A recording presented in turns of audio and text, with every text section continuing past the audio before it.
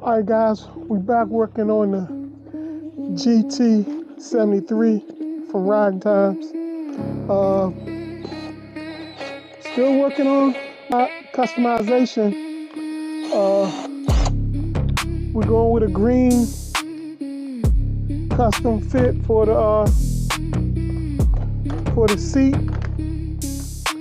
So this is my normal routine for when I customize the seat.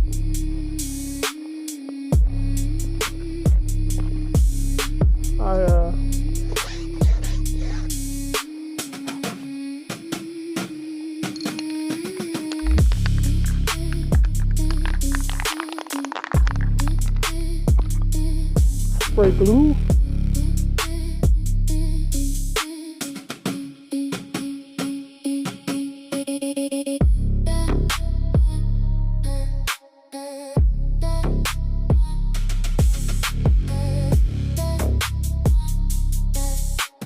Then you just gotta give it a minute to get tacky.